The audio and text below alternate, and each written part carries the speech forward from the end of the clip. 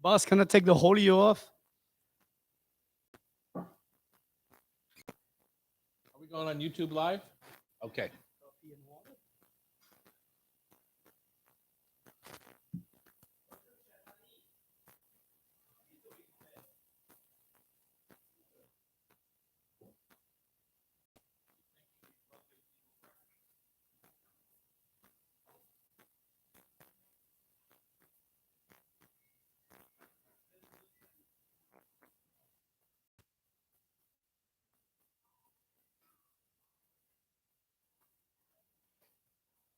What happened?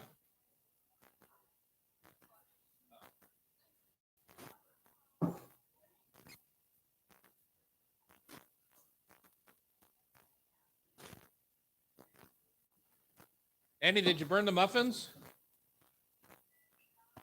No. Good.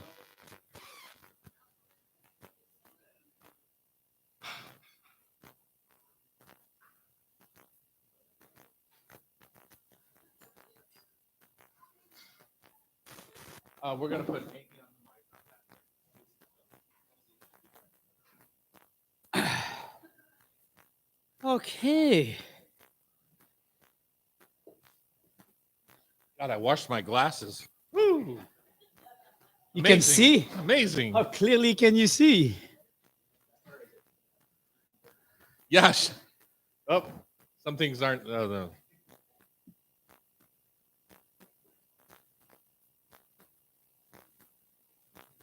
All right. It's 9:01. It's time for us to get rolling, huh? You got your breath? You feel good? Feel great. Okay. Catch my breath on the other side of the transplant. Kat?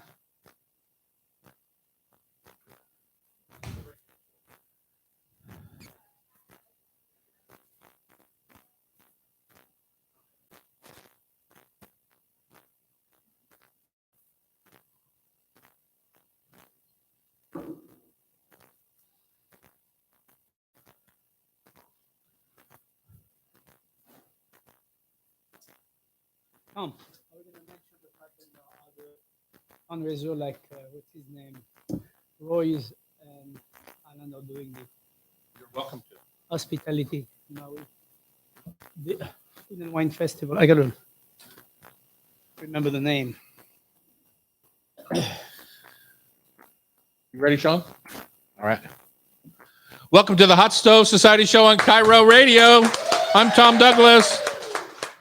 I'm Terry Rotero, the chef in the hat. The chef in the chapeau. We have a lively audience this morning. They're all just waiting for breakfast, and they're going to ditch us for the second hour. As soon as All they really want is breakfast. that's right. I don't blame them. It smells like wonderful. And coffee. You're listening to Muffin. us on Hot Stove Radio on Cairo, as you can tell by your dial. Thanks for tuning in, whether you're in your garden or in your car or on podcast or however you listen to us. In your We're kitchen. happy to be part of your day. We record our show on Thursday mornings, obviously live here from 9 to 11 at the Hot Stove in our beautiful kitchens in the Hotel Andra, right in downtown Seattle, 4th and Virginia. So if you get a chance to come down and hang with us someday, that'd be lovely, like these folks did. Got up early. Who's the longest person to travel here? I mean, how much time did it take? Anybody? Furthest? Who lives outside of Seattle? Who Wow. lives outside of Okay. King County? This is Snohomish exhilarating radio.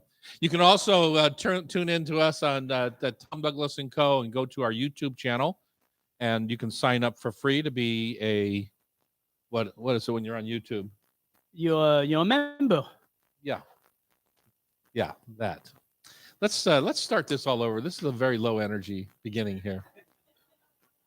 You ready? Here's Johnny. You ready? Yeah, we're gonna start over. I don't know, something like that. All right. Sean, we're going to start all over again. Sean 1, Sean 2. What is he getting, a cup of coffee?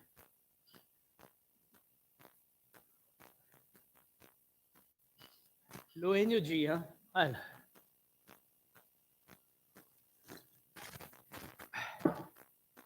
Come on, put some good music on. Pump it up. Can't have music on YouTube. That's new. That's where I get all my music from. No, I'm just kidding. Oh, yeah, that's true. I got the biggest muffin. That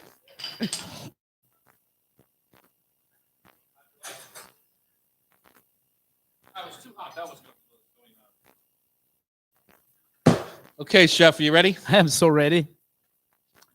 Dum, digga, dum, digga, dum, digga, dum, dum, dum.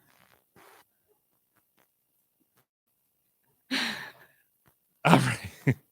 Welcome to the Hot Stove Society Show on Hey! Cairo Radio. There we That's better. You're listening to us on Cairo. We are thankful that you've tuned in, whether in your garden, in your car, or in your podcast. Oh, in your kitchen. Or in your kitchen. Why not, huh? We're at the beautiful Hotel Andra in downtown Seattle, 4th and Virginia. Come make a staycation sometime. You can stay at the Andra, have breakfast at Lola, or have breakfast here at the radio show, and then have lunch at Lola. That's right. Why not? Or the Dahlia Bakery. Why not? And a slice of pizza on the way out. Exactly. Take some pie home for dinner. You can purchase tickets for our show at thehotstovesociety.com, or you can watch the taping on YouTube. Just go to Tom Douglas and Co. on YouTube and sign up for our channel. That would be subscribe. It's free. Subscribe for us. Let's see. If you can't make the radio show, there's some good classes coming up in September. The knife skills. That's always a popular class. Some people just don't. It's like golf, right? They just start poorly, and so they continue poorly instead of taking a lesson. So we have a knife skills class. And of course, we have pizza at home class. I think it's once a month. So knife skills is the 16th of September, and pizza at home is the 23rd. You teach them how to sharpen your knife too? I don't, because I'm the worst knife sharpener in the world. Okay. Maybe you should come and teach people how to. You don't really sharpen your knives as much as you hone them. Is that true? Correct. There's a big difference between the two. Well, I own them because I do it often enough, so I don't have to sharpen them. Right. You don't have to grind them so I don't much. have to grind them. Yeah. Yeah. If you do it There's frequently. a big difference, and I don't think people realize that. That's why we have a knife Right, skills right. class. We got a big show today, 2 full hours. It's Maui Strong.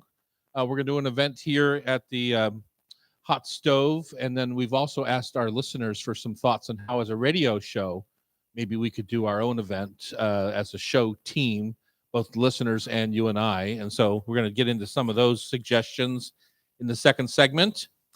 Charlie's Produce is here, cultivating fresh. Pickle me this. Izzy and Madeline are going to join us to talk about pickling.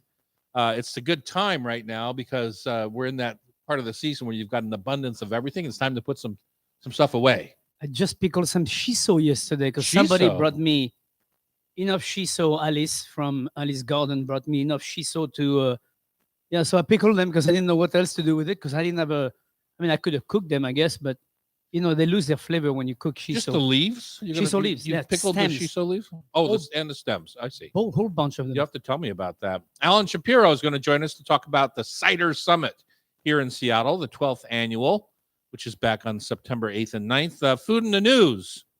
Some thirsty raccoons in Germany. I don't know if you read about them, but I sure did. And Chef Terry, since you are such a trashy food eater, this year at my house, the beverage of choice is going to be Eggo-nog. Eggo? Eggo-nog. So just saying. And did you know our Secretary of State or Treasury or whatever she is, Janet Yellen, she's the Treasury, I think, is made mushrooms famous in China. We're going to talk about that later in the Mushrooms show. famous. Mushrooms famous in China. You and I are going to make fruit salad because all the fruits are in play right now. Yep. Plums, nectarines, peaches, apricots, melons, everything's in play. Apples are starting. Apple. Well, no, I'm not doing apples yet. Not Okay. till September. All the fruits, All the fruits, but not apple. But you and I are going to talk about adding herbs to fruit salad. Sure. Why not? What makes a great shrimp cocktail? It's one of my dad's favorite A good dishes, shrimp. and I love good shrimp cocktail. Good shrimp is just part of the deal, though. So you're gonna have to stay tuned to hear what makes a great shrimp cocktail, not just a good one. And of course, we're going to wrap up the show with food for thought, tasty trivia, brought to you by Rub with Love Spice Rubs. Chef, it's Tom? traditionally time for our taste of the week. Okay. I went to visit Il Encanto in Kirtland, which is a Mexican restaurant on the water, which is Gabriel Chavez, who used to have Chavez is a chef Up there on Capitol Hill. up on Capitol Mm-hmm. Hill. Absolutely delicious. I recommend it if you like Mexican food. It is beautiful, delicate, and just none of that. Like often you go to some Mexican restaurant and Mhm. it's too, it's just made for American, and this is delicious, unctuous food. I mean, we had some chili relleno, which was probably one of the best one I've ever had. And how did they do the egg around the outside, the egg white? Was I it ca- I light can't- and fluffy? Was very it heavy? light. Very light. Yeah, I mean it's super delicious. Because I think of that being best when it's in relationship to, say, tempura. You know how tempura right. breading is a light breading compared to a lot of. Yeah, I'm not even breadings. sure then there was any kind of. I don't know how he did it. Super delicious. Okay. I wish I would talk to him.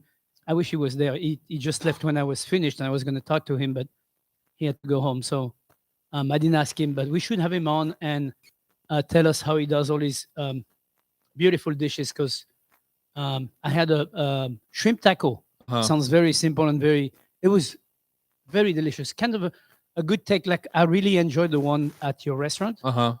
and the fish taco I had, and it in the same context of very light slaw, very nice mixed vegetable. It was Sounds delicious. really really good. So I recommend it. And El Encanto. Okay. There's another new Mexican high-ender. Is that a term? That's a new one. Style that I know Charlie and Courtney went to. Charlie of Charlie's Produce. Yeah, yeah. Last night called Adrian on Old Main, I think in Bellevue. Oh yeah. So they're coming around. And my taste of the week is something that I made. How about that? Huh? That sounds good. I took a skirt steak, which is kind of considered kind of a chef's cut, Right. a skirt or hanger steak. But you don't want to cut it the wrong way. You definitely don't want to cut it the wrong way. And this one was a little bit tough. So I had to cut it thinner. But anyway, I took a skirt steak and I mixed quince balsamic. So quince juice that was made into wine and then barrel aged as balsamic. Oh, wow. And then I mixed it with our smoked paprika from our rub line. Uh-huh. Rub with Love smoked paprika. Sure. Mixed the two and made a paste and put it on my skirt steak. And then with skirts, it's a thin steak like hanger. So you have to go super high heat if you want to get a crust and Right. still have it be rare in the middle. And so I did this, and with the quince balsamic, it's sweet enough that it caramelized on the outside. Delicious. Yeah, that sounds I'm good. just saying. So was love- it grilled or was it seared? Hot grilled over mesquite charcoal. Mm, Super delicious. sounds So, really good. Yeah, I was pretty proud of myself. If you couldn't tell. Still are. Still are. We got lots to talk about, including the Maui Strong fundraiser doing here at the Hot Stove, and also Amy Richardson, one of our former producers, is going to come on and talk about the phenomena that is girl dinner on Cairo Radio. It's the Hot Stove Society Show, 97.3 FM. Yep.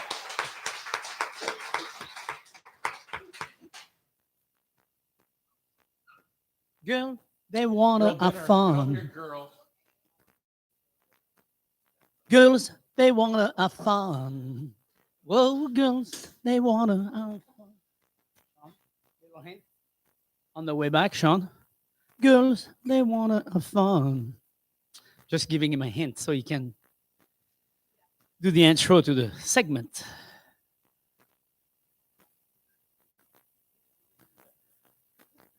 Smile. Bonjour. Good. All good.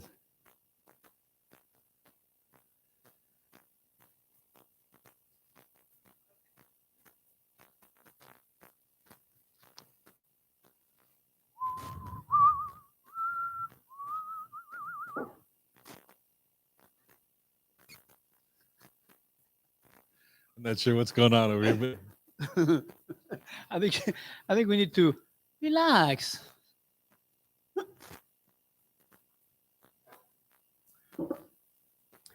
all right, here we Amy, go. this is only 110,000 people who are going to view this on YouTube, so don't worry. Exactly. Welcome back to the Hot Stove Society Show. We're happy that you're with us. I can smell breakfast being made back there. It smells so good. We got the blueberry muffins in front of us. Let's talk about Maui Strong. You know, the tragedy that is Maui right now. There's still 850 people missing as of this morning, along with the 114 that they've already found. I don't know what to say about that other than we have to jump in and do something. We're going to do a couple of things. One is the Maui Strong event here, which benefits Maui Strong here at the Hot Stove. And if you came to our Julia Child event, you'll remember that it was a walkabout. So we created stations throughout the area, both in the bar and here in the room. So there's no seating. It's a walkabout. And people just walk up to each station. Promenade in Julia. So, yeah. And we're going to have different foods from Maui, like Lomi Lomi salmon with spicy Tokyo rub, taro chips, wok charred edamame, spam musubi. Absolutely, which is my daughter's favorite. Manapua, which is a spiced pork bao. Sounds delicious. Mango cabbage slaw, true Hawaiian macaroni salad, kalua pa'ua. You have to pronounce all the vowels. That's right. Hard. Roasted pork with cabbage and steamed rice, and a passion colada and guava mochi donut. Nice. How about that? You're going to be able to purchase Mai Tais and Planters Punches as cocktails, and 75% of the ticket sales price will be donated directly to Maui Strong. I wish we could donate 100%, but no. Please don't. It's a $100 ticket price. $75 goes to Maui Strong. The other $25 goes to pay the team that's putting it on here at the Hot Stove. The other one that I had asked you last week, an impassioned plea, and I didn't get as many responses as I was hoping for.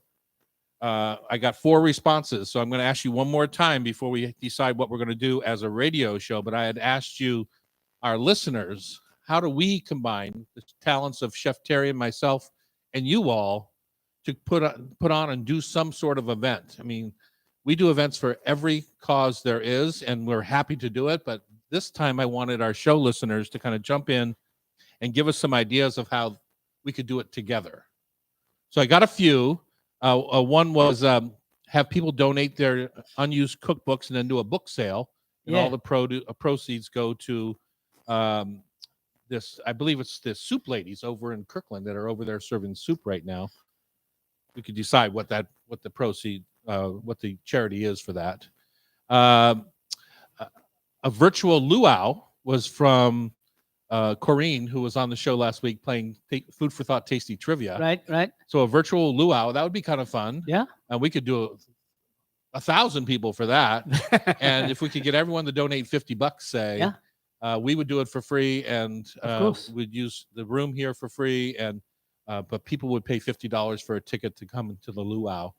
Virtually. Figure out virtually how to get them a little taste of Hawaii maybe in the mail. Let's see here. There's another Cairo program. I heard a nonprofit group from Black Diamond. These are the Soup Ladies. I believe they are already there in Maui feeding people soup. It's going to take some time, as you can imagine. And this person, Ben, does not have a lot of cash to donate, but would gladly volunteer any labor for some sort of fundraiser. He's a former chef, and so that would be very helpful. A reminder for everybody: use the 3 T's. Right: time, talent, and treasure. Some people have it all. Some people have one of those, but we know everyone has at least one of those. Correct. Yeah. So. And then there's also, you can make donation also to the Kokua Restaurant and Hospitality Fund. You can find that on the internet, and I guess we can post that on the site too. And it's all to help the restaurants that are closed in Lahaina. And who's your friend that's doing meals over there from his restaurant that was spared? There is Chef Joey. That's another place where you can also donate. He's got a GoFundMe page, right? Every single day since the fire, I've been feeding people. Yeah. The whole crew and everything. Their restaurant is still up because it's in Nipili, which is right next to Lahaina. But they're feeding people every single day who are out and about. So it's another place you can go. GoFundMe at Chef Joey. Another place you can help. $5, $10, 100, 500. Or just go out and round up 10 people that can afford Correct. ticket or That's the $50, whole thing about right? helping. You feel helpless in the size of the disaster. You're not alone. You know many people at work, at home, friends, family. Gather everybody. Everybody gives $5. Next thing you know, you just, you get some money, and everything helps. So Absolutely. Chef, do you see who's sitting at the microphone? It's a familiar face. yes, all director Amy. Our old producer, Amy Richardson, is here. Amy, welcome. Hi. I saw you in the Hi. audience, and we were laughing about some of the show content. Mhm. And you told me something that that's super trendy, hot right now, but I had no idea. Yeah, It could be because I'm not a girl, could be. but I don't know that for a fact. Well, it'll be fun talking about this with you boys, boy chefs too. Uh-huh. Girl dinner. It is. You guys know about this? Look at everyone shaking. Yeah. Girl What is dinner. it? Yeah. Well, our secret is out. So, girl dinner is a meal typically consisting of snacks, sides, small portions of random assembled things from your fridge, or a beautifully curated girl dinner. Uh-huh. It's fun to see this all over the internet because girls are sharing their girl dinners. Uh-huh. I won't get into the controversy of that it's not a well-balanced meal, blah, blah, blah. Yeah. We're just going to celebrate the fun of it because people are sharing all over Instagram or whatever their social thing is. Uh-huh. Have you done one of these? Well, I mean, we've been doing this for years. Okay. So I would say, maybe your partner's gone or you don't have your kids or you just want to have a alone night and Mhm. watch a movie and you have girl dinner. Mm-hmm. Okay. So my girl dinner would probably be a stick of or string cheese, maybe one meatball. Wait. Yes. That's I'm not done. I'm Okay, not done. okay. Okay. Let so us speak. Okay. Think about a really cool charcuterie board, but Mhm. of these random things. So one stick of string cheese, Uh-huh. a single meatball, maybe a couple pieces of broccoli and hummus, probably something crunchy, like a little bit of popcorn, a scoop of cottage cheese, and maybe something sweet. Okay, that would be mine that I'm thinking right now, but Mhm. maybe it's something even super random. I was just talking with our social media manager, Kelsey, just a few minutes ago about this, and her girl dinner last night was, one chicken nugget, a scoop of cottage No way. cheese. One chicken nugget. How do you stop? It's girl dinner.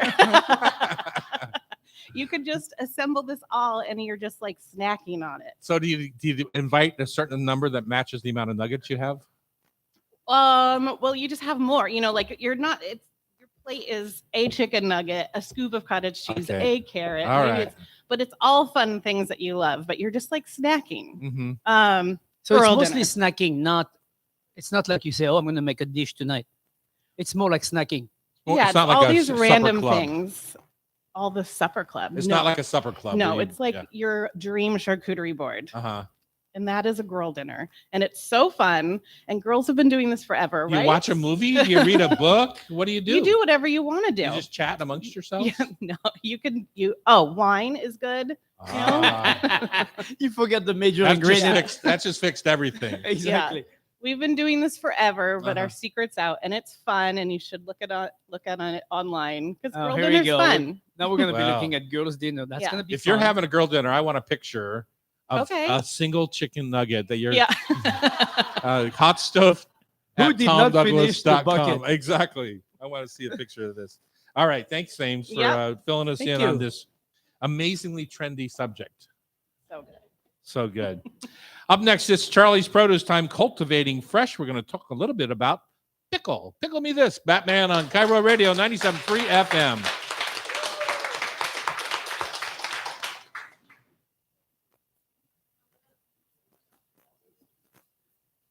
Pickle this. Pickle.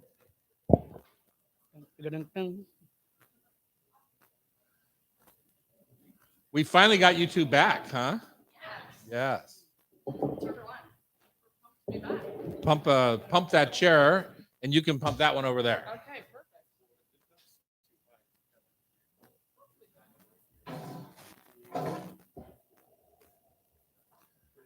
Do I've you want to learned. practice, or do you remember? I mean, she's the newbie. Oh, there you go. I know what I'm You doing. remember. Just pull Theoretically. it down there, yeah. There, And There pull we it, go. There you go. Just pull it to you, then you don't have Oh, to lean okay. over it. Yeah. that makes a lot more sense. Yeah. Okay. you go. Perfect. So Hey. now we're off air. Tell me about your girl dinner. I saw you shaking your head. Is it the same as Amy's girl dinner? I mean, it's pretty much the same thing. It's Really? pretty similar. Don't you? You're Charlie's Produce. Don't you like? You have a single Well- green bean and then a. No, mine more just like olives, cheese. Like we actually every Friday, Madeline and I go to shameless plug, Met Market, Uh huh. and it's the closest thing to the office. And Mhm. we go to their cheese sample section, and they You have steal cheese samples No, for your no, girl no. dinner? They're like the tiny ends of the cheese Oh, that are like yeah. $2 and Uh-huh, $3, uh-huh, and we uh-huh. get one of each. yeah. Nice. I got like 3 blue cheese last week. It was great. Uh huh. They were all delicious. And then we'll go and get like a little fruit and then some meats, and that's our You girl buy dinner. like one olive. No, I buy like from the olive bar because I can't. It's like the Ah, chicken nugget theory. right. I can't stop. You can't So I just stop. buy the whole thing of olives. Uh-huh. Yeah. And they save too. So Yeah. Yeah, the chicken nugget That's fun. story is very strange. I mean, who keeps one chicken nugget? Kelsey does apparently. Wow, that's pretty funny. Was it a Kelsey- big giant Kelsey, bucket? how did and- you stop at one? It's no problem. Okay, here's the Wow. most important part of that conversation. What flavor dip did you get? And do you get different dips? Like you get a 10-pack of chicken nuggets, you get 10 dips? You do? No dip. Wow. And you know, we're on YouTube right now, Kelsey, just so you know. Ah, that's awesome. I'm glad I know that information now. You go by Maddie or Madeline? Madeline, Madeleine. What a beautiful name. the French way. Isn't there a French way to say that, like Genevieve? Madeleine. I'm obsessed with. I always thought it was Guinevere, but it's Geneviève. Genevieve. Did you know that? Yeah. I call my friend Genevieve when she's being pretentious. Really? Oh. Mhm. Well, that's the way you're supposed to pronounce it in French. Well, it tracks then. Madeleine. Love that. We actually Genevieve. often say Madeleine. We actually skip. We go Madeleine. We don't say Madeleine. We say Madeleine. Madeline. Are you I like talking it. about the I like cookie or this woman in front of us? The name the woman in front of Okay. us. Is it the same for the cookie? No, cookie. You say Madeleine. Really? Yeah. I've always heard the cookie referred to as Madeleine and never Madeline. Huh. So I think it depends there's a on little what part of esoteric France. thing going on here that's we're going right over my head. Madeleine. Both are good. Thank you, chef. We're going to take your word for it.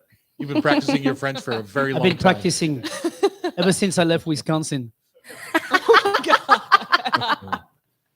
You I'm didn't know he I'm was born in actually from Sheboygan? Sheboygan. Perfect. That's why I'm a tête de fromage, also known as head cheese Nice. or cheese head. That's right. In Wisconsin, you're a cheese head. You're not That's head right. cheese. Not head I guess you could be both. Probably Yeah. have some Germans there. Sure. Lots Vegan of head Germans. cheese. Welcome back to the Hot Stove Society show in Cairo. It's time for the Charlie's Produce Cultivating Fresh segment. And if you remember way back when this started a month or two ago, Madeline and Izzy were here, and Madeline took the mic and just ran with it because she is a showboat.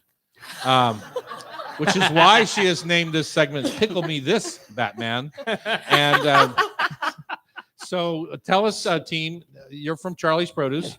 You see literally tons of produce go out every day. And I don't know if you've ever seen Charlie golf, but he hits a banana slice.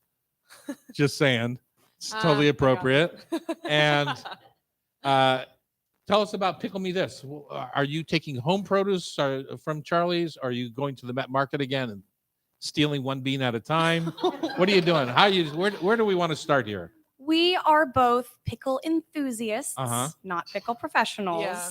But being surrounded by produce all day brings up a lot of questions about what would make a good pickle, Uh-huh. which has become a topic of conversation in the office Really? almost daily. Yeah.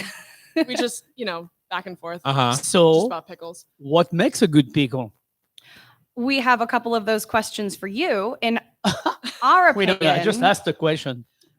well, we have specific questions Okay. on if these pickles are a good idea, but what we think a good pickle is a dill pickle, your classic Yep. kosher, get that tang. No doubt. I want my face to make that sour face where it's like, ooh, like that's the perfect pickle.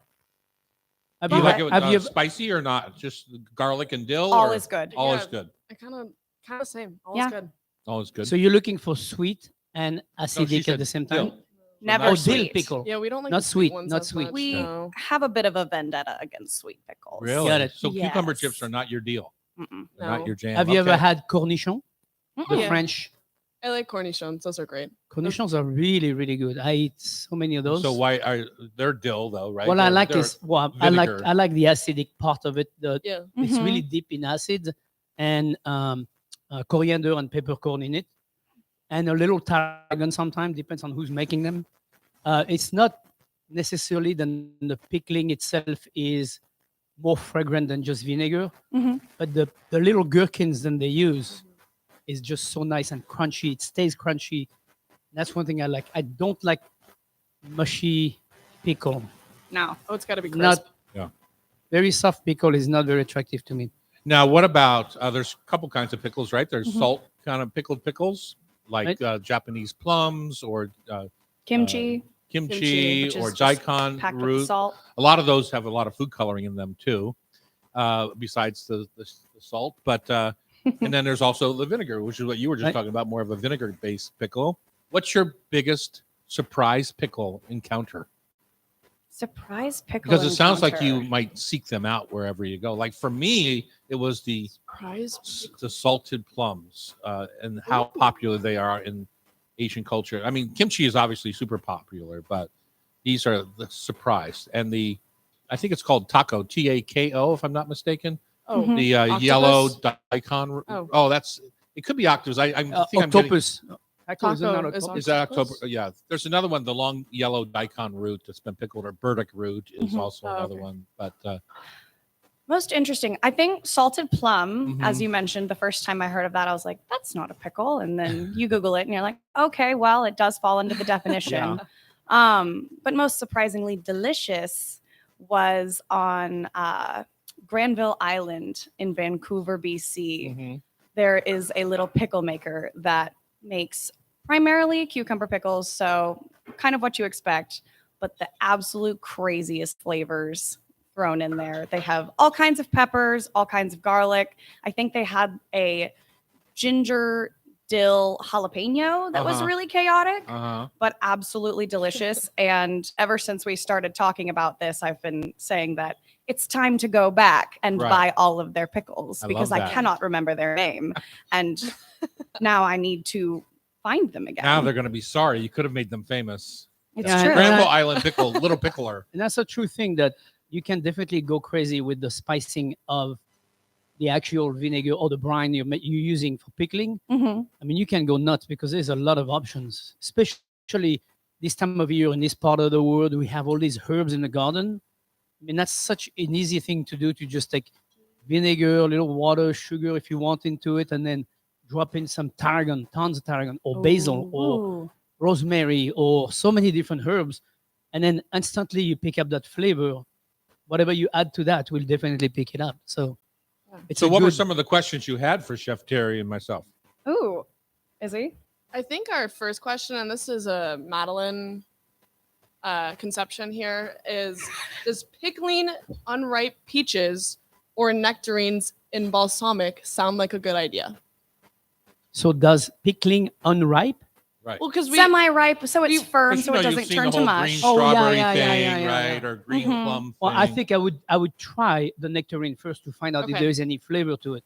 that's fair. Because I've had nectarine yesterday, for example. I had a nectarine that was not ripe but super delicious, and I was like, you know what? This is amazing to me that nectarine is already delicious and it's not quite ripe. It needed another 2 days with a banana in a brown bag. So, but then it would make a good pickle, is what you're saying. Though. Then it would make a delicious pickle. Okay. Yeah. Excellent. So you That's- have to try. I would recommend try one first, see what the stage of the fruit is at before you pickle it, because you don't want to pickle a bunch of nothing. You want to No. pickle something that's No. really worth it. And if it's not ready yet, just again put it in. Just wait a day, or put it in a brown bag with the banana, and they will ripen in one day. Right. Next Yeah. question. And I will say that is something that's really nice about this season is we have so many things Right. that are at their perfect pickling point. Yep. Especially because it's gonna And go away here also, real soon. You know, there's Yeah. something else that goes with that, which is the volume at this point, because Mhm. prices come down and it's a good time to preserve. It is. And another trick, if you go to a farmer's market at closing time and they have leftover fruit that they can't sell because it's bruised or whatever, those make great purees, pickle, whatever you want to do. You just pour the part that's not good and the rest can do a great pickle. And you get it for Fascinating. very much less money. A very controversial question that we had for the two of you. It was Dill invented. It pickles. was invented by the French, Okay. just in case that was Uh-huh. controversial. Well, we weren't gonna go there, but we Just did kidding. want to know between dill and bread and butter pickles, which really divide some people. Bread Where and do butter you being two a sweet stand? kind of cucumber slice. Yes. pickle. Mhm. Yeah. Well, I'm definitely going with the first one because I don't like sweet. So Good- I'm going good bread answer. and butter. Ah, Not Oh. necessarily for what the reason you might think, because I like dill in some things, like tuna salad, but I grew up on white bread, ham, ketchup, or Heinz chili sauce, and bread and butter pickles with butter. Okay. And so it's just a taste. It's a family taste that I have.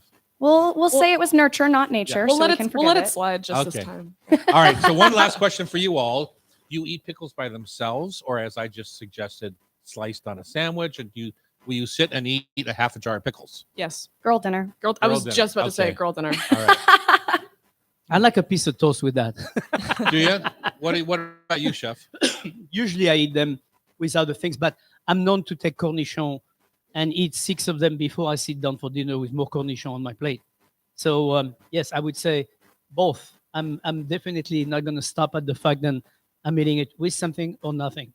All right. I had pickled blackberries on halibut last night. Ooh. So I like the whole sweet fruit with vinegar pickling. Those are quick pickles, right? Those are done in the half hour. So, all right. So if you want to find some where Charlie's delivers, you can follow him to any of our restaurants. Follow the big Charlie's trucks. You can go to Ken's Market up on Greenwood and Queen Anne, Hagen's, Wajimaya, McPherson's, Met Markets, Frank's in the Market, Thriftways, QFC's, and Tacoma Boys. Tacoma Boys carries our spice rub too. Oh. In case you guys ever want it when you're making a sales call, just say, "Do you need any Or more when you're salmon rub to Yeah. sell?" Or when you're pickling something, Throw some of There that you in. go. Well, some of our spice rub works great for pickling, Yeah. like our roast Oh. rub and things like that, especially quick pickles. All right, Alan Shapiro is going to join us next to talk Cider Summit here in Seattle. Thank you, Madeline, and thank you, Izzy, for joining us today from Charlie's Thank Produce. you. Thanks for having Cultivating us. Fresh. It's the Hot Stove Society Show, 97.3 FM. Cool. Nice job, ladies. Thanks Thank you. for having us. It's lovely to be here. Now I want to pickle some blackberries. Oh, they Quick pickles. 10 minutes. Boom. Quick pickle versus slow. Yeah, I'm a quick pickle person. yeah, I like quick pickle because I never have time. Nice. Right. Love that.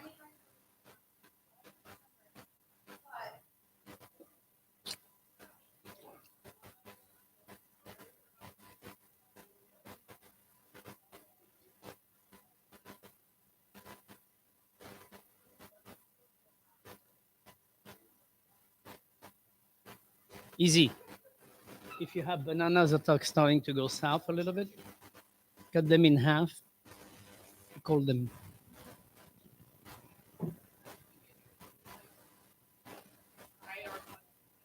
There I am. All right. I think you need to walk through the warehouse and do everything pickle and see which one comes out.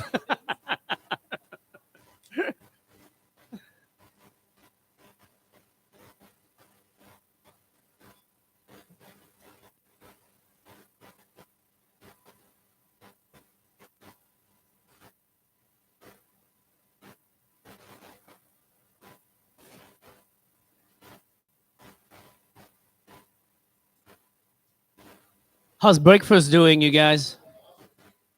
It's gone, huh? Hello, Mr. Shapiro. Good morning. Good morning. I think I've only done this by phone with you guys before. Never get to see your faces. Yeah, well, don't worry. That's what we do, radio.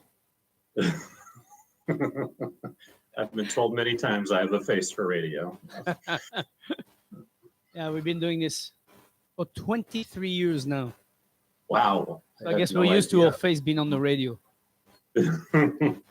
I had no idea it had been that long. What part of France are you from originally, Terry? Just Sheboygan. south of Nantes, in the Muscadet country.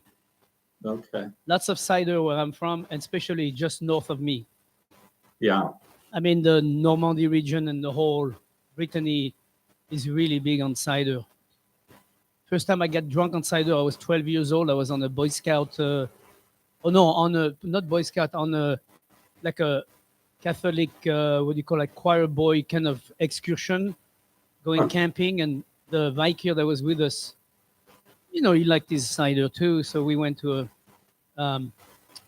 visit a cidery or a small farmer that had very good cider.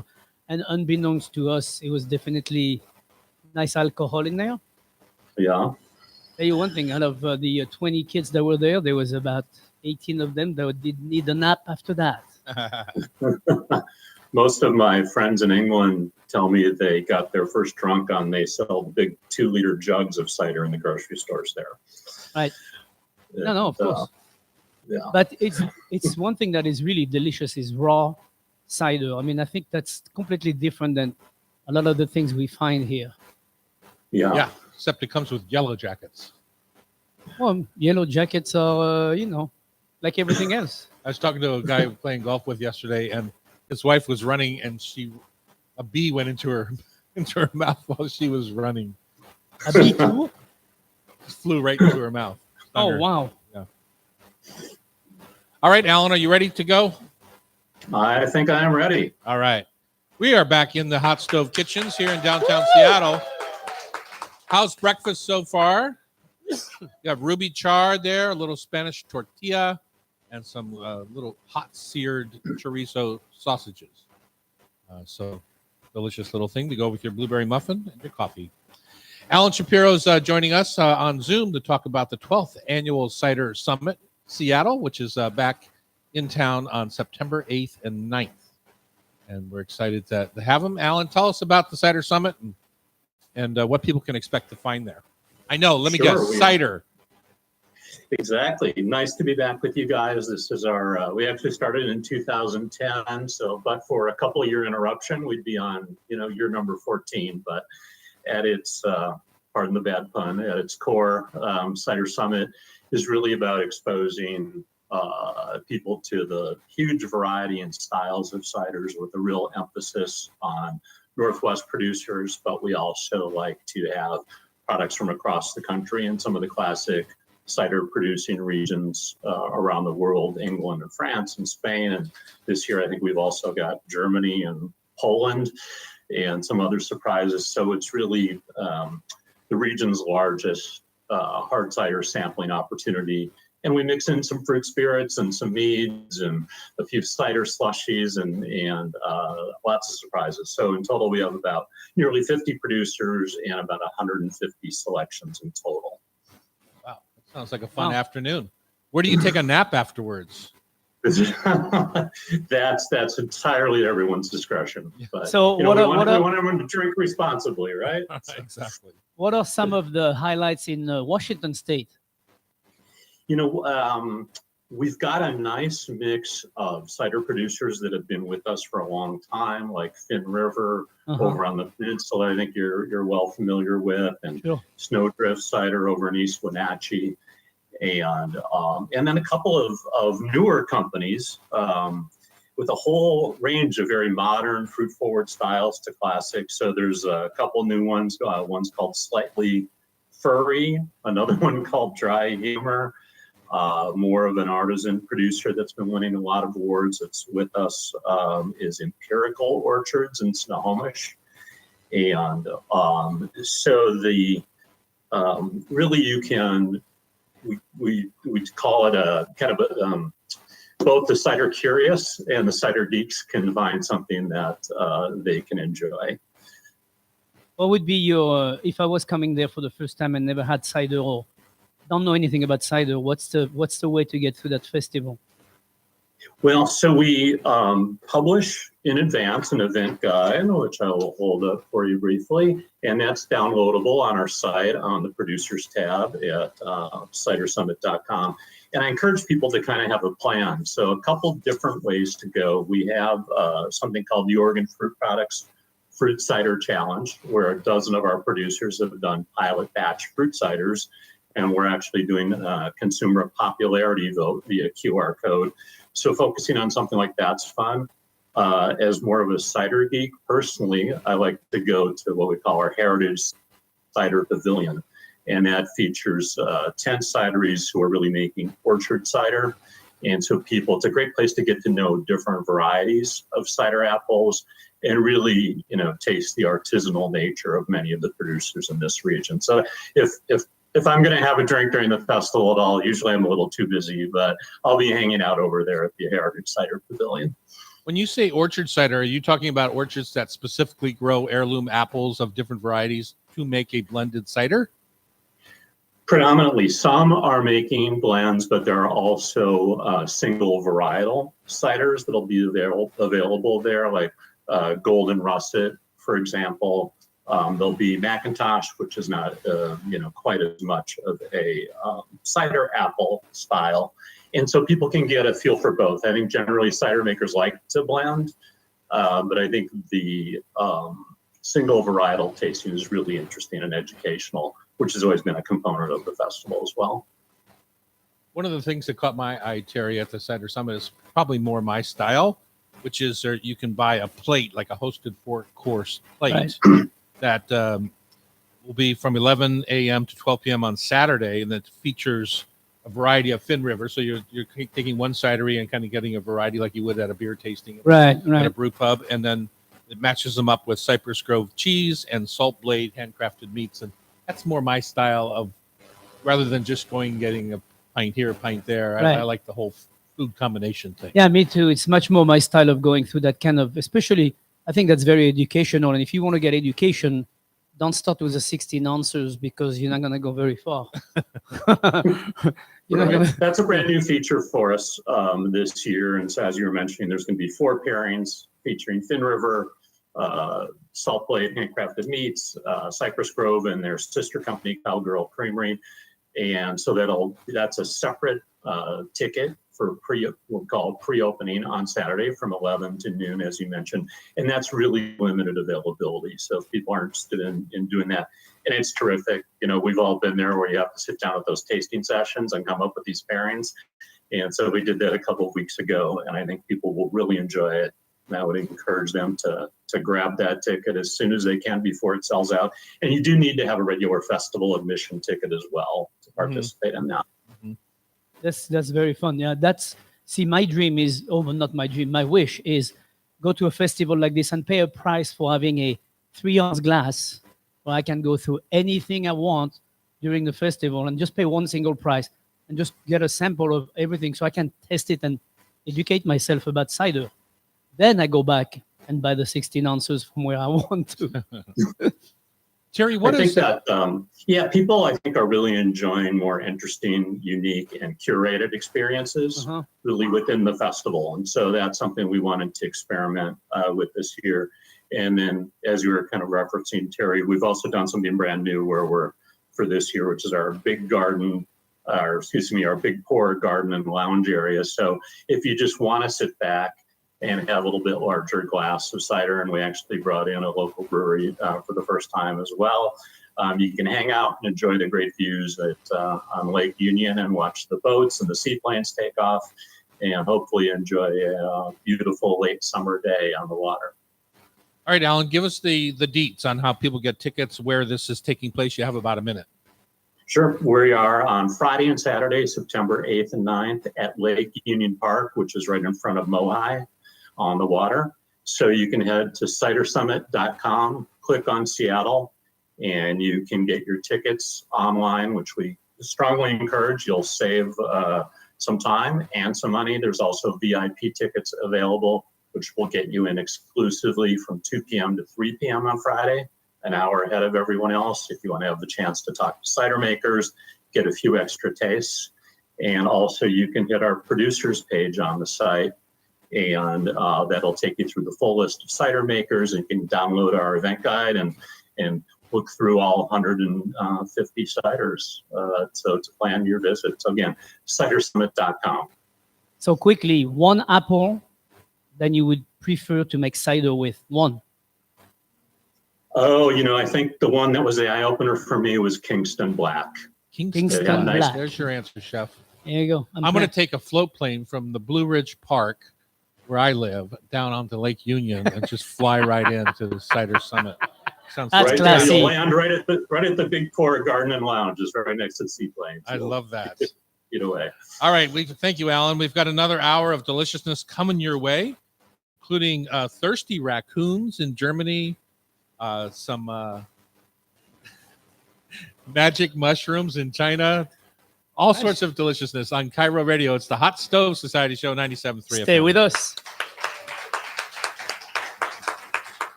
Thank you, guys. Appreciate it. Thank you. No problem. Thank you, Alan. Good luck. All right, bye-bye.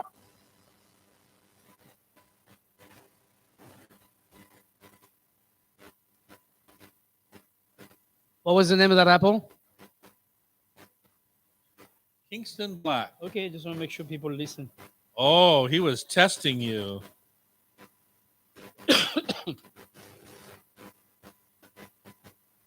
Kingston Black.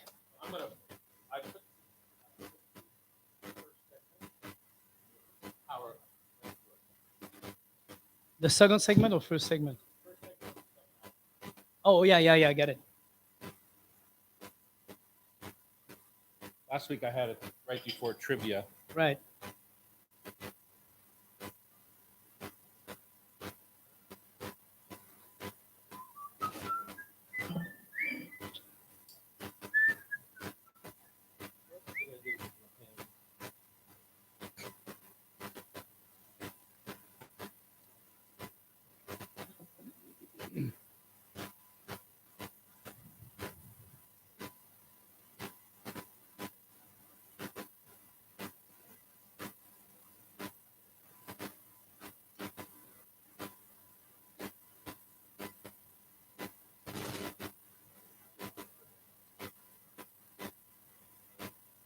All right, see you later. Thank you.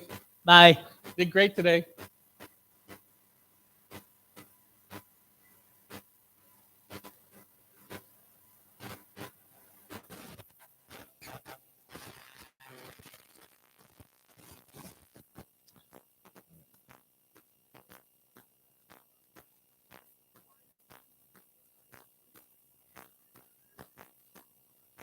What's the name of Joey's restaurant?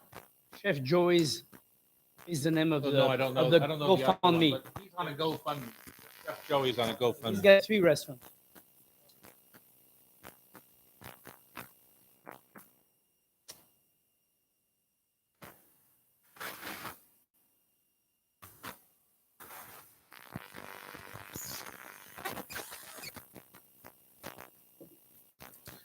Okay. How you guys doing so far? Everybody good? 1 hour in, you're still alive. You're still They're just you- waiting for the gift shop to open. You can see they're on the edge of their seats. As soon as the show is over, you can move out of your seat and go right to that shop. Was she like yelling at you? Is that how she hurt her finger? You better. Ah! Do you know?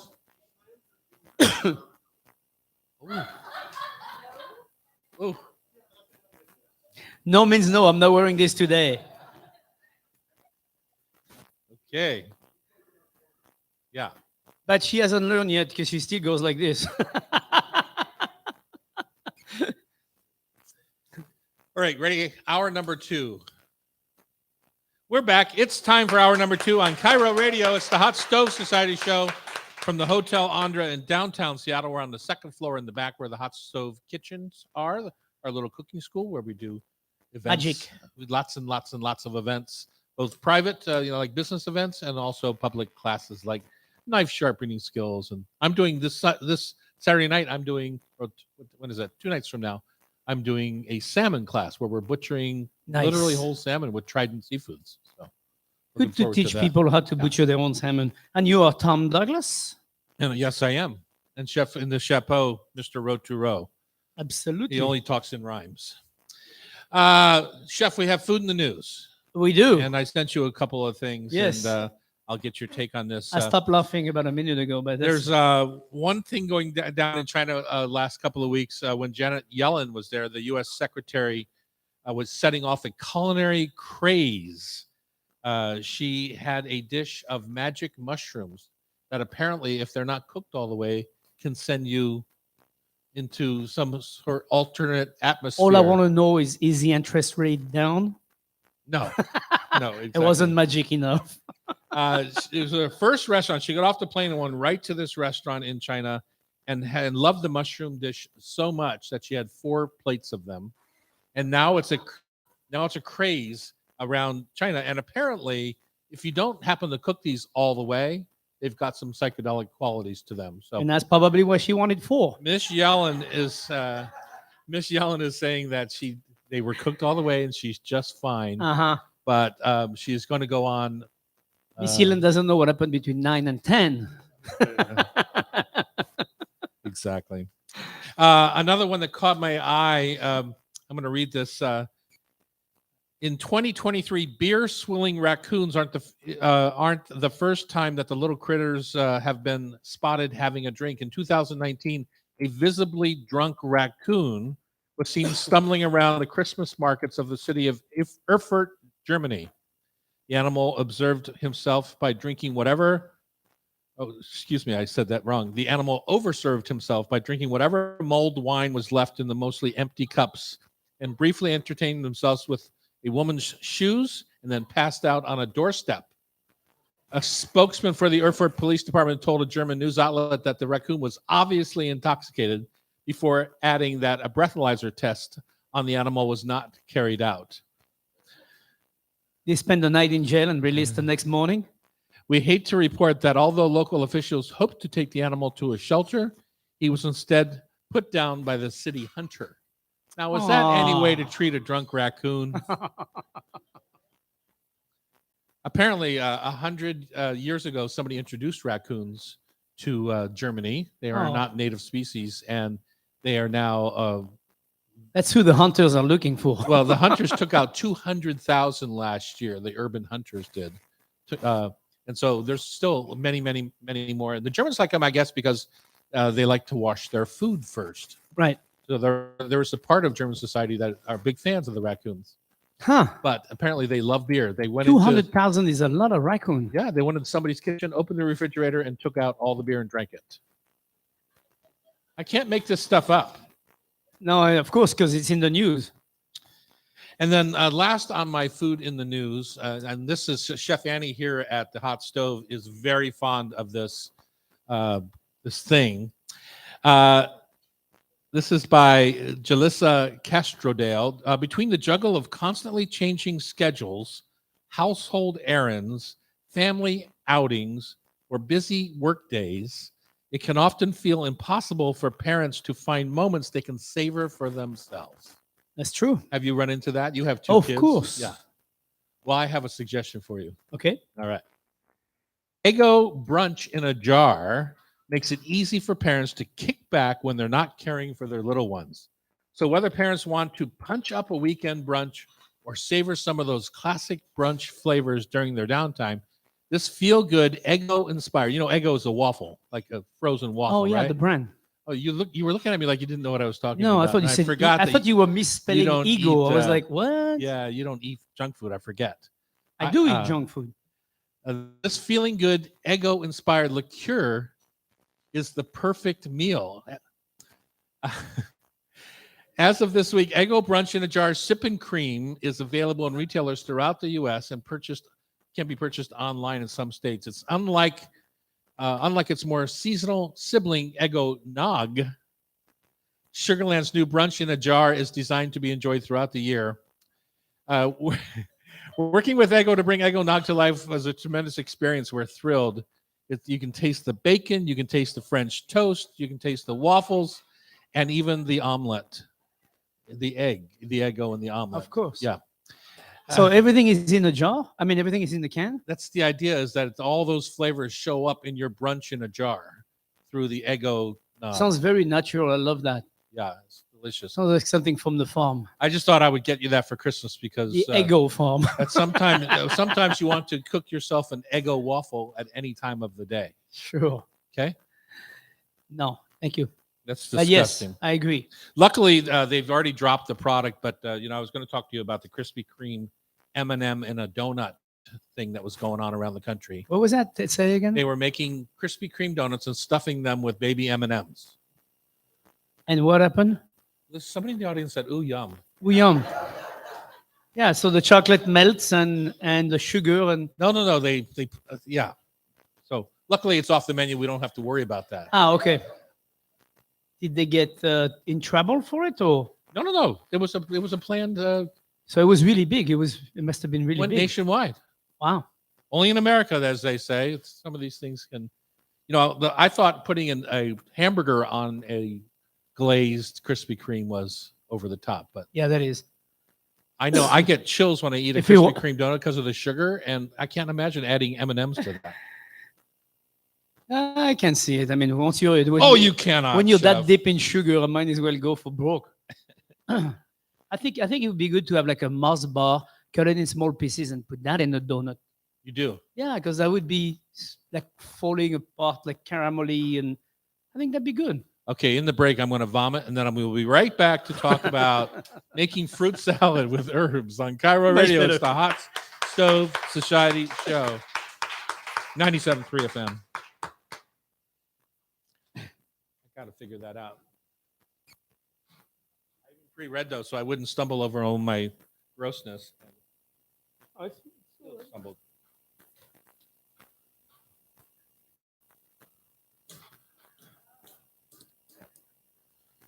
I just wonder who at Krispy Kreme thinks it's really creative to just put M&M in a donut. I'm like, I mean, that's Well, they put the M&Ms in, right? And then they dip the donut in chocolate icing, and then they put M&Ms on the top also. yeah. But I mean, who thinks it's creative? That's The Like- M&M person in charge of creativity.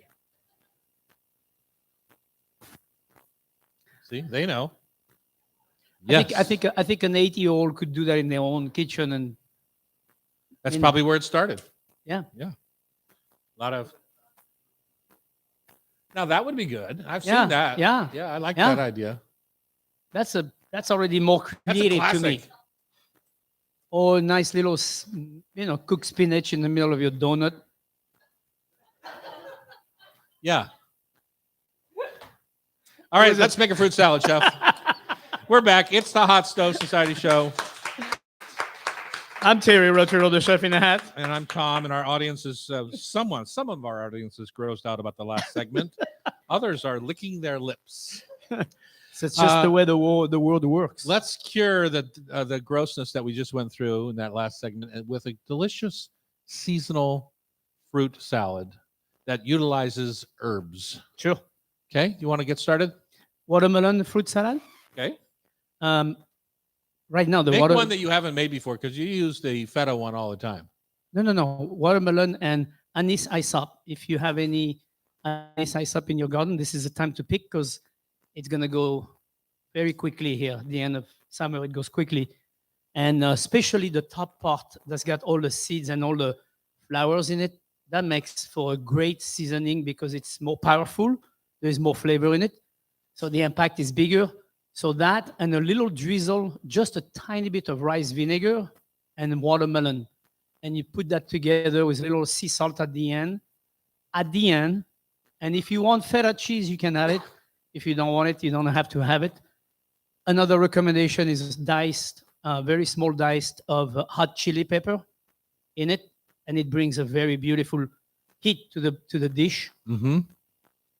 All right, so I'm going to go because we just picked the peaches from our tree. You know, last year all of our peaches got stolen off of our tree. Right? You know, apparently all the bad stuff. If you read I or heard listen to the I news, everything happens in Seattle, but it turns out there's peach thieves in Prosser, Washington, and they you put even a- left the ladder up for us to go make sure there were no peaches left on the tree. So you put a padlock on the tree this year Yeah, and nobody exactly. came. Anyway, so I dropped my peaches. I put a little X in the bottom, and I dropped Uh-huh. my peaches in boiling water for 10, maybe 15 seconds, depending on their ripeness. If they're really ripe, you don't even need to do this step. Yeah. But I just drop them in boiling water for 15 seconds, pull them back out, let them sit, and then the skin just pops off, because I don't like peach fuzz in my fruit salad. Maybe nectarines, I'm fine with the skin, but peach fuzz is not for me. Then I just take a really simple lemon or lime zest first before you squeeze it, then squeeze the lime right on top, add a little grind of black pepper, and you have a beautiful peach salad to go with roast pork, or pork ribs or whatever you want. Because sometimes when you're making a summer meal, it gets mayonnaise heavy, right? It gets the beans are baked beans, Unfortunately, and then potato mayonnaise- salad and macaroni salad. It's all heavy. Yeah. So a beautiful bright peach salad with your ribs sounds like a good option to me. So also coming up in season is all the plums, and a good plum salad is absolutely delicious. The Santa Rosa plums we're picking right now. Oh, Yeah. so good. Really, really good. Yeah. So plum goes very well with tarragon, which is also another herb you need to use before the frost comes around because it doesn't make it. It also goes well with thyme. Thyme is a lot blossom on the thyme right now. Pick all those flowers and crumble them into your salad, and that gives a beautiful flavor. I wouldn't put just stems of thyme because that's not going to melt and that's not going to do much to that. You need to have it chopped so it can release the flavor. And because they're too tough. The Right. stems are too Yeah, tough. you don't want chewing on the herbs you're putting in. There's plenty of fresh herbs right now, like basil. Also goes well with plum. And toasted nuts crunched makes for a wonderful little salad. If you add acid to that, lime is a very good combination with plum. Mm-hmm. Grated ginger goes really well with plum. So fresh ginger grated with plum and a little bit of olive oil, and toss that, and then put that as a garnish for whatever piece of fish that you have steamed or whatever. It's really good when it's got this nice little acid added to it. Makes for a wonderful combination. Again, sauteed spinach, plum, piece of fish. You got a wonderful meal on your hand. Absolutely.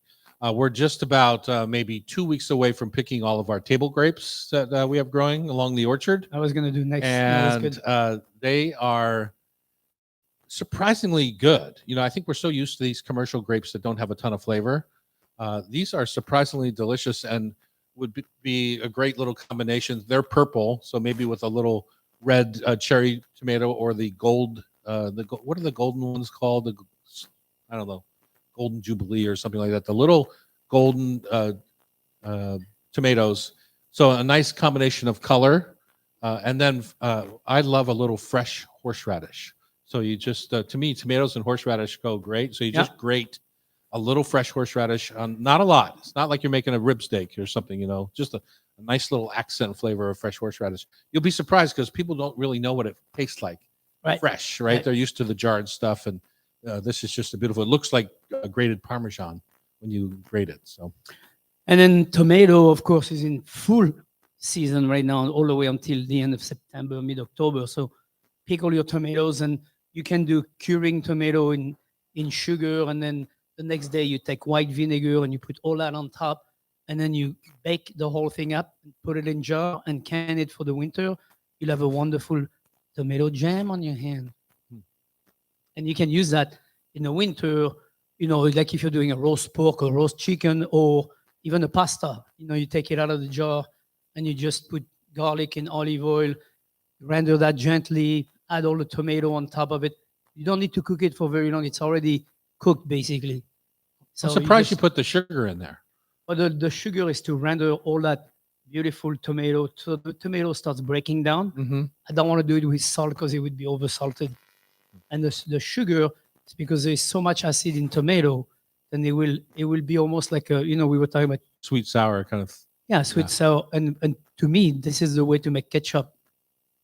That's how you should make ketchup. You should render your tomato overnight, then you add the acid the next day, the vinegar, then you have ketchup on your hand. Well, who would do that when Heinz is right down like in Pittsburgh or something? I do that because there's so many good tomatoes Yeah. instead of, anyway. I What don't- about for a classic breakfast, say brunch, mixed fruit salad? When I grew up on canned fruit cocktail before my mother made the big switch when she was about 50 something to Uh-huh. fresh fruit, but chopped melon, chopped the plums, You got to be careful with bananas because they want to mush out in there, and not so good. I just do a simple little yogurt, basil, and honey and black pepper dressing for Right. that fruit salad, and it's a good brunch salad. to I have. like to do a champagne dressing. like what? Like what, chef? Like what? Champagne Brunch. You dressing? said it's brunch. I do like champagne. Veuve Clicquot. Well, no, I don't use. Moet I don't Chandon. use the expensive one for that. I use a cava or And nice it's not champagne dressing. prosecco. I'm just calling it champagne because I put a dash of champagne vinegar in there. The French would be very angry with you right Of now. course, they would be. Yeah. Let them be. That's the way they are. So Anyway, you're saying put a little like a champagne vinaigrette on top of your fruit salad? correct. So you have, nice acid. And it stays very clean. Don't put too much dressing. Always dress, underdress, and then keep trying it. Let it sit on the counter for 15 minutes, and then try your fruits and see if it's dressed enough. If it's not dressed enough, you can always add more. But if you overdress right off the bat, you're gonna have this overdressed fruit, and you're not Yeah. gonna be able to taste the fruit, and you're gonna hate yourself because it's gonna be not And it what you doesn't want. hold up. No. So dress maybe half your salad, and then if you need more, dress it. But Yeah. once you dress it, you have to make a smoothie out of it, Correct. which is what my mother-in-law did. She would take the extra salad, and in the morning she would make a smoothie out of her extra salad, croutons and all, and that was her breakfast. That I sounds can't like, imagine why she died young. actually, that's good for your guts. Yeah, she was a sweetheart, but that was one of her things that just like whoa. I think she learned it from our head gardener Dev, is my guess. All right, let's make shrimp cocktail when we come back. We made fruit salad. Let's make a perfect shrimp cocktail. All right. It's the Hot Stove Show on Cairo Radio 97.3 FM.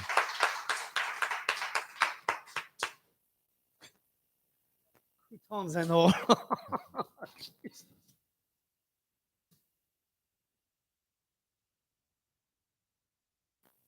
Oddly enough, when you make a salad like that, croutons are the first thing to go. Yeah. Did you guys see my mother's stove over there? Not my mother. That's not my mother. Surprisingly Wow. youthful. That's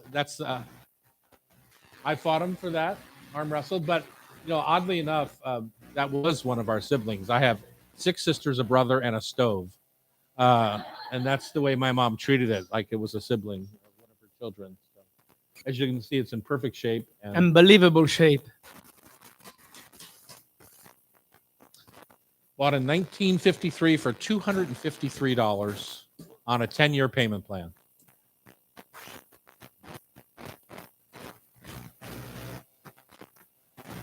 Oh, yeah. She said to me later in her life when I said, "When are you going to kick the bucket so I can get that stove?" She said, your father, I was so mad at your father for spending our money on that stove. It's like her favorite thing she ever got. One year, Jackie and I bought each other a KitchenAid mixer like that red one over there for our Christmas presents to each other because they're, you're a young married and they're so expensive. But you forget to talk to one another, I guess. No, we talked to him. We talked to her. Oh, you wanted two? No, we each bought them like half of it for each. Oh, I thought you meant What like we would have each one spent of on you. each other, we put together to Got get a it. KitchenAid mixer. Yeah, those are expensive for sure. When you're young.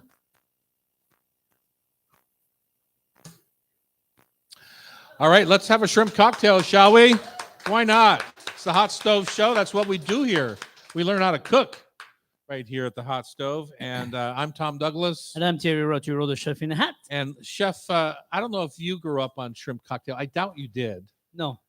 Any shrimp at all in your life? Yes, plenty. Oh, good. Langoustine. Langoustine. That's not shrimp. Well, that's the closest thing I get to shrimp. Okay. I love langoustine. Langoustines are so Yeah. good.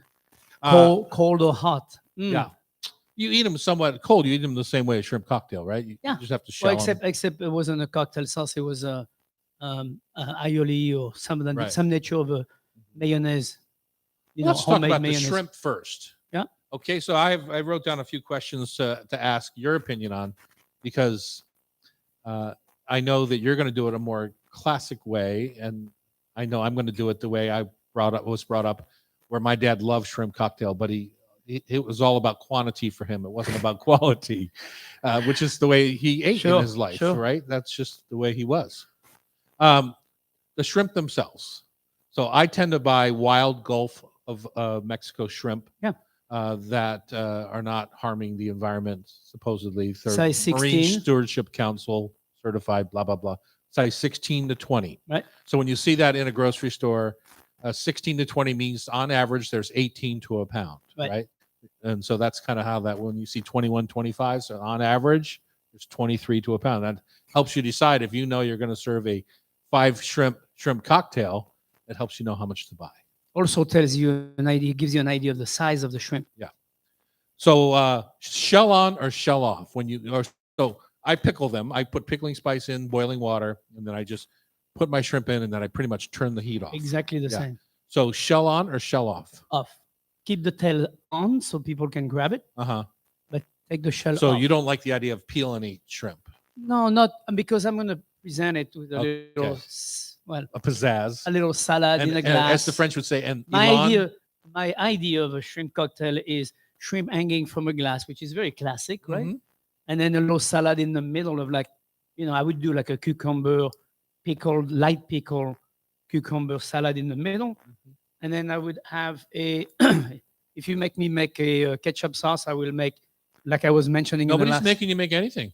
in the last segment, I would definitely cure my tomato overnight and make a nice little puree of that the next day with a little vinegar. So I have a fresh tomato puree / ketchup. Huh. We call it ketchup. I like your idea of It won't be the same. aioli better, personally. Well, aioli is also the other one because I would make 2 dipping sauce. I would Uh-huh. actually make 3 Uh-huh. because in this time of year, there's so many herbs in my garden: parsley, basil, tarragon, and maybe a little fresh thyme blossoms. Put everything into a blender, a little lime juice, lemon juice, just tiny bit of it, and then salt and olive oil, Mhm. and I would have a salsa verde. So now you've got 3 shrimp and 3 sauces. No, 7 shrimp. 7 shrimp. Ooh, Always you're generous. an even number when you Right. do presentation, and 7 shrimp. Yeah, you can't have 3 shrimp. What are you on diet? Per person. No. No, I'm sorry. It's 7 it's shrimp per it's person. like It's not- oysters. this is an 6 appetizer, 6 chef. oysters fill up this teeth. Okay, I got a whole rack of them. So Hmm. no, I mean it's like the whole thing about. To me, that's not getting you fat to eat 7 shrimp as an appetizer. That's not. It's not Well, a what about diet being, thing. being full? Anyway, let's move on from there. And then you can have a meal after that. After your meal. 7 Absolutely. shrimp is not a lot of shrimp. So if you want to tell somebody, because putting a 15, 18 shrimp in a pot of boiling water, Right. or a 16, 21 or smaller, they're going to cook at different times. So what do you do to test to make sure that the translucent shrimp is somewhat opaque? Because I don't like raw or rare shrimp. Well, I wouldn't go past 5 minutes in any case of any kind because you have boiling liquid, dropping shrimp in it. If you go past 5 minutes, you'll have a piece of rubber on your hand. So Uh-huh. I would definitely, first of all, turning the heat down is very important because it takes away that rubberness. The shock is very, You're turning it down to a simmer is what you're saying, not a rolling boil. I actually turn the water off. Okay. Yeah, I I- understand, but chef, but my question was, let's just say you have really big shrimp. Is there a temperature? Like I would say, if they're really big shrimp, let's say 10 and under. Right. So that means 10 to a pound or less. Right, those are big. You got to put a meat thermometer, like an instant read thermometer in the middle, and you want it to be about 130, 135 degrees. Yeah, I would even go for 140. Uh-huh. It's fine. Because then they can sit in the water still and finish cooking. Correct. Yeah, I would definitely 140. I think is perfectly fine. Let it sit for a few minutes and then take them out. Or you can actually take them out when they reach 140. Leave them on the counter as long as you don't cool them down. Don't put them in ice bath or anything like this. And you should not put them in ice bath at any time because it takes flavors away. You now have gotten rid of the flavor you added in the broth you've blanched them in. So I think it's very important to make a good broth. Try to use the shell if you're doing it like me. Problem is you're taking the shell afterward. But if you have any way to I asked you that question earlier. You said take the shell off. correct, I do. think cooking with the shell on leaves more shrimp flavor. I cook with the shell on, but I take the shell off before I put them on the glass. Oh, yes. Okay. That's what I do. We were confused. Ah. So here's another question. My niece said the other day when I made shrimp cocktail for her, she was visiting from the East Coast. I always leave, like if I have a big pot of boiling water with sliced lemons in it, and I'm ready to put my shrimp in, got all my pickling spice in there. It's got allspice and chilies and mustard seed and Mm-hmm. fennel seed, juniper. When I pull my shrimp out, I pull it out with the spice mix Uh-huh. and I serve it with still clinging to the shrimp. Now, I'm not putting mine on a glass. I'm making a big bowl of shrimp cocktail for a Right, group, right. right? So she thought that was weird to leave all the pickling spice on there. Yes, I think it is. She's right. She's right. Because they're not cooked. They're not. They're They are just, cooked. Well, they're not. Yeah, okay, it's fine. They're cooked. They're still not great to eat. I mean, they're very But can't you potent. just shake it off When you, like Taylor Swift does? She shakes it off. yeah, so you Are shake you them. better than Taylor Swift? No, no. I shake it off just like Taylor, but before I give it to my guest. So I shake them off, Uh-huh. then I put them on the glass. I don't know. I think it's just something organic and lovely about the pickling spice still on the shrimp. It's organic and lovely. Have a spoon of it on the side. All right. Don't mess my shrimp. Don't mess your shrimp. Now, would you ever deign to eat, like when you go into a fish market these days, you'll see little piles of what they call cocktail shrimp, the little tiny, like Oregon shrimp or the shrimp from Chile, the little bit bigger ones from Chile, or do you ever purchase those? Never. No. I would never. I mean, we live in a part of the world where spot brown is the number one go-to Right, for 6 weeks. item. You go in I go into close to Vietnam over there, and I'm pretty much almost all year round I find spot brown. Okay. But anyway, yeah, or the one from I'm not sure if he just said he poached spot prawns. What did you just say? You poach? You're a that's poacher? why I went. Yeah.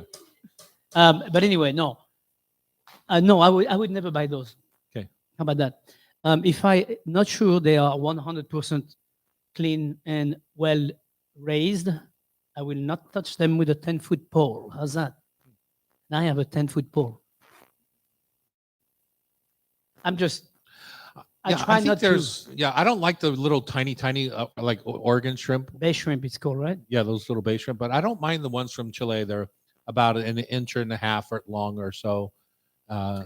Yeah, I would say for me, it's very important that Indonesia, any part of the world where there is They're not certified. low control of how they're raised, don't do it. There's Just don't also do the it. rock shrimp off the Carolina coast, Correct. which is very popular back there. But they don't have any flavor, Right. That I can tell.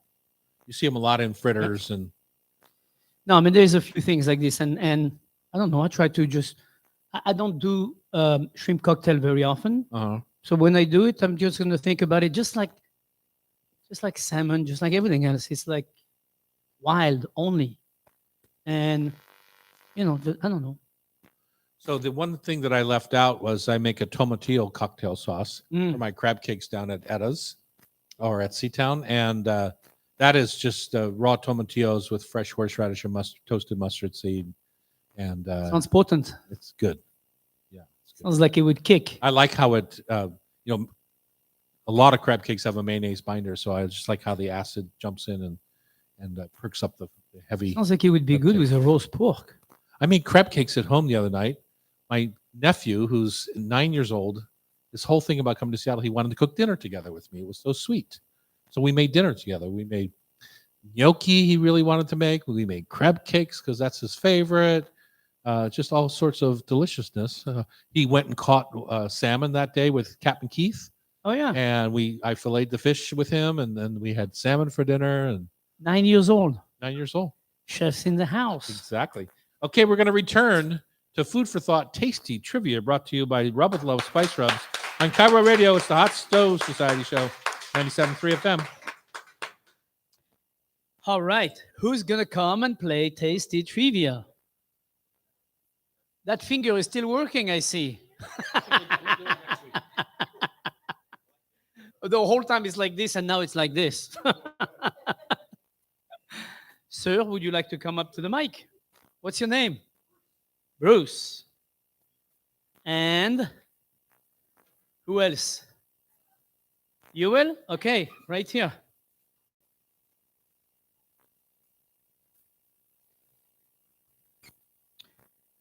All right, Bruce. See our little ode to Julia out front? No, oh, I came through this way. No, I'm sorry. What is your name? Kelsey.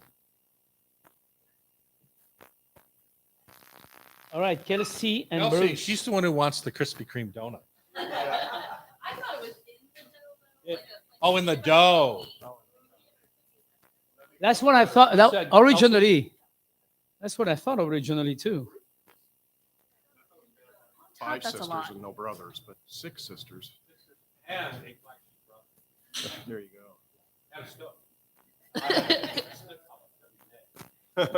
And a partridge and a pear tree. that was in my crossword puzzle the other day. How many partridges were in the pear tree?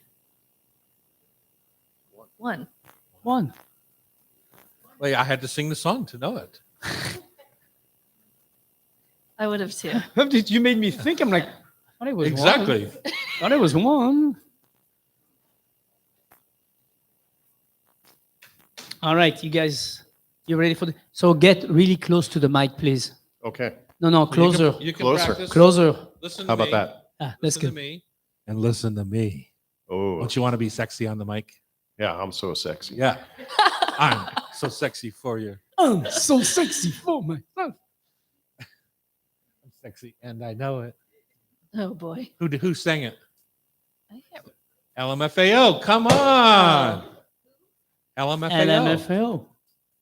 It's an acronym for you can figure it out. But that's the name of the band. No, she can't figure it out. She's still thinking about it. Laughing. LMFAO. Haven't you ever used it in a text before? When something was super funny? Laugh my effing ass off.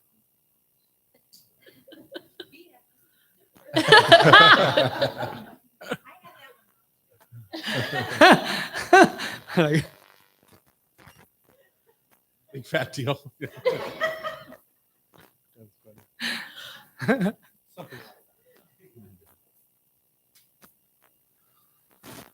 All right, we're going to let Chef Terry go first, so that you guys, in case you haven't heard it before, you can see how it goes. Bruce is over there looking at my paper. Go. Cheating. All right, we're back in the kitchen. It's everyone's favorite time of the week. It's time for Food for Thought, tasty trivia, brought to you by Rub with Love Spice Rubs. Rub with Love Spice Rubs are here to help you because you. Sean, you want to tell Sean to fix that for me? Rub with Love Spice Rub. Sean, you want to tell Sean to fix that for me? Rub with Love is here to help you become a seasoned veteran in your own kitchen with 19 flavors of rubs, 3 sauces, and a tasty mustard. You can find our brand products at local grocery stores like QFC, PCC, or Met Market, or Town and Country Markets. Also retailers like McClendon Hardware. You wouldn't expect it, but you can find it at McClendon Hardware and Bartell Drugs, Here we go. along with 5,000 other locations around the country that sell our products. So if you want an online resource, you can go to Amazon or go to our own site, tomdouglas.com. All right, let's play this game. We have Bruce and Kelsey from the audience jumping into the mic. You know, if you win, you get to go to the gift store afterwards and get 3 free rubs. Just saying. Big stuff on the line here. I know. This is like prize of the day. And then Chef Terry's going to play to try and knock you both out of the gift store competition. My job is So to he is your keep enemy right now. I'm the bring gatekeeper it, of the I want to shop. see a little sneer at Chef Terry because everyone always smiles at him. They always think he's so cute. Oh, that's Chef Terry. Love his little accent. I know. I've got been nothing. nurturing it for enough time. I got nothing. You got plenty, Tom. Yeah, here we go. All right. Chef Terry, Here we go. which spice is used to turn rice yellow? A spice. There's 2 answers to this, but Liz gave me this one answer. Turmeric. Good. Because you could also use saffron, right? Well, yeah, but that would be a lot more expensive. Well, that's besides the point, but I'm just saying. I would have taken either. Ice cream encased in meringue is called what? And we're not looking for a French version. So, I'm sorry. Ice cream Yeah. that's on a cookie or cake and encased in meringue is considered what? What is it called here? Oh, you mean the yeah? There's a recipe for it in my first book. No, hold on. If you ever read my book, Chef, you'd be winning right now. What am I making? It's flambé at the last minute, and we used them in wedding when I was an apprentice. I used to. No, I make- don't think you did. Yes, I did. Put the ice cream. No, meringue I around understand, it, but I don't think he called it this when you were an apprentice. baked Alaska. You had baked Alaska in France? I was. It's French. Who told you, Chef? Because you got that all of a sudden. Somebody No, Somebody because told you know you. what it's called in French. Let me educate you for a minute. It's baked Alaska in French. It's actually French. It's called omelette Norvégienne, which means Norway omelette. Boy, I like baked Alaska better. Seems more positive. You know what? I'm not blaming you on the name, but I'm just telling Here's you. one you should get, Chef. Okay. Creme de cassis is made with what fruit? Black currant. Oh, good job. You're 3 for 3 so far. My mom made it when I was a child, and we had them in the backyard. And I remember as a kid, very Getting specifically, drunk on that. Oh. trying them as a kid and go, because it looks really cool. You know, you're like, oh, you eat them and you're like, oh my God, what is this? Terrible flavor as a child. You're like, you don't understand why there's no sugar in there. Okay, it's only 8.5 minute segment, Go Chef. ahead. Okay. Which fruit is an al pastor taco? Mango? Which fruit is used for an I- pineapple? Oh, that's what I was going to say Pineapple. originally, but But you didn't. did not. All right. There's another name for. How does this go? Sean, can you tell Sean, please? Chef, this is your last question. You're Okay. 3 out of 4 right now. Right? Okay. Syrup from raw sugar is known by what name?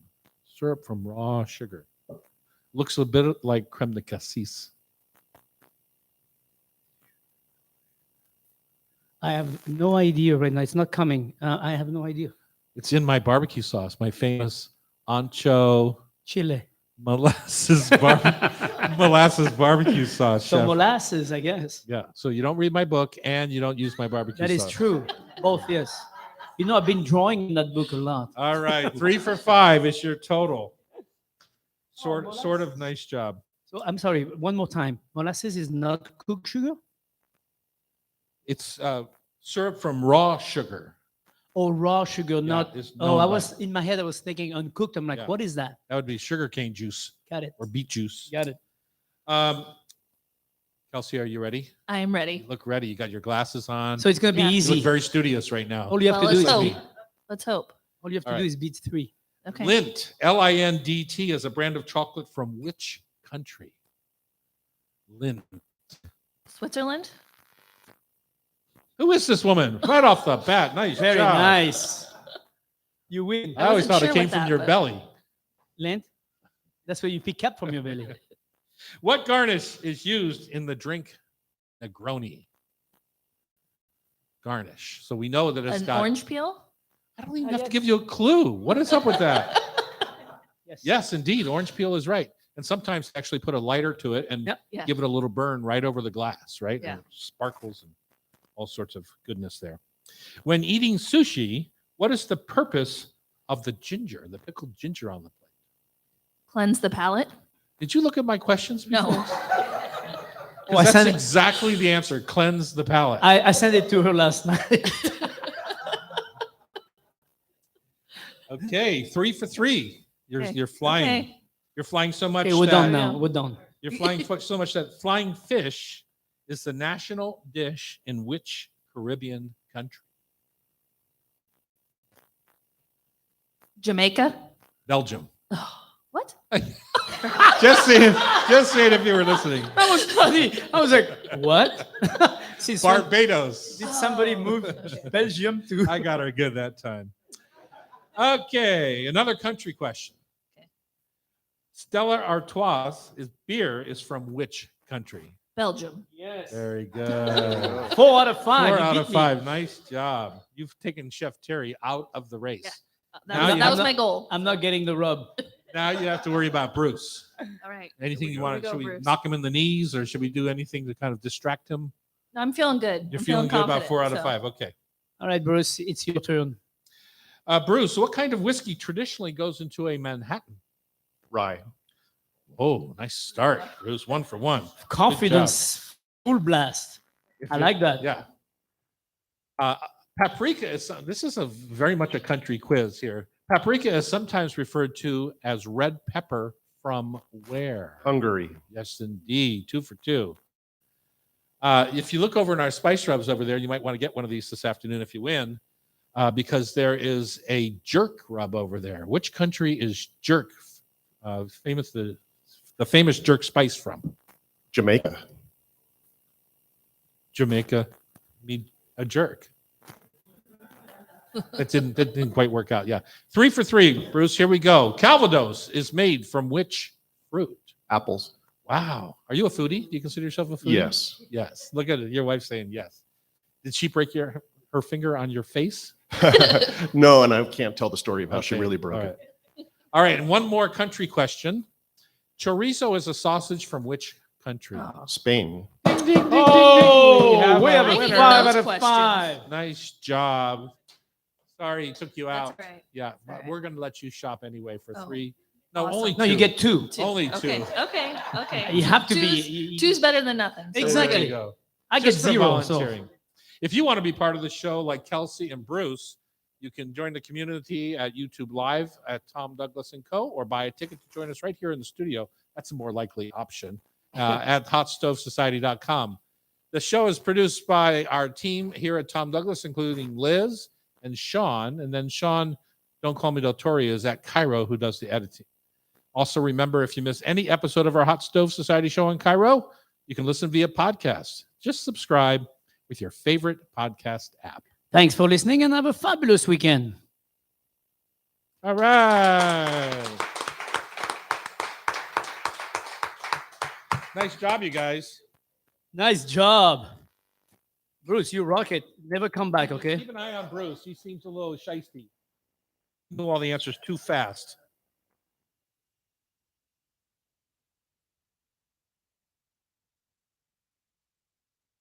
All right. Are the fans off? Are there? I think they're quiet enough. Yeah. Yep. Good. You guys have to be quiet for a minute.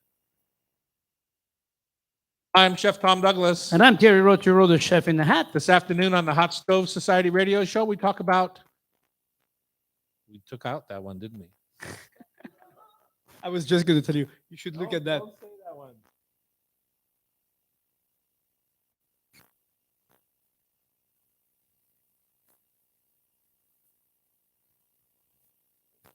Try that.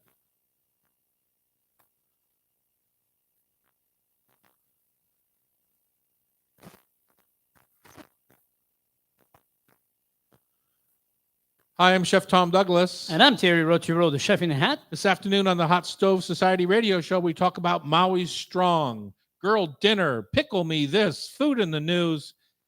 Terry and I are going to make some fruit salad and what makes the perfect shrimp cocktail. All right. It's a wrap. Good. Thank you, everyone, for coming.